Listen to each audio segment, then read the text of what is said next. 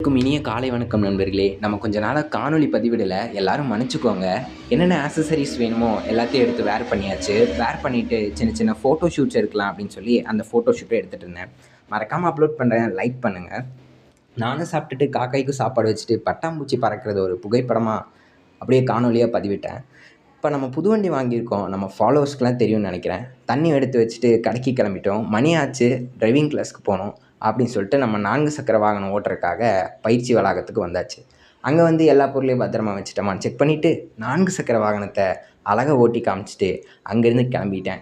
எங்கேயும் இல்லை, அடிக்கிற வெயிலுக்கு ஒரே ஒரு கூழ் தான் குடிக்க போகிறோம். But no snacks. அங்கே இருக்கிறது எதுவும் எடுத்து சாப்பிட்றதில்ல. சரின்னு சொல்லி புது வண்டிக்கு ஸ்டிக்கர் ஒட்டலான்னு சொல்லி என் பேரை ஓட்டலான்னு கொண்டு வந்திருக்கேன். அண்டு ஒரு வேல் ஓட்டலாம் அப்படின்னு சொல்லி கொண்டு வந்திருக்கேன். எல்லாமே முருகர் தான். ஓகேன்னு சொல்லி அந்த வண்டிக்கு எல்லாத்தையும் பண்ணி முடிச்சுட்டு மணி ஆச்சு 3. நான் சாப்பிட போகிறேன்.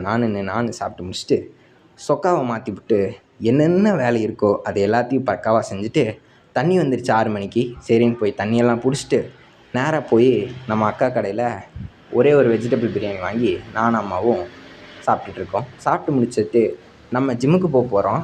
ஏன்னா நம்ம ஃபாலோவர் சொல்லியிருந்தார், பண்ணிடலாம். மறக்காமல் நம்ம சேனலை ஃபாலோ அண்ட் சப்ஸ்கிரைப் பண்ணிடுங்க.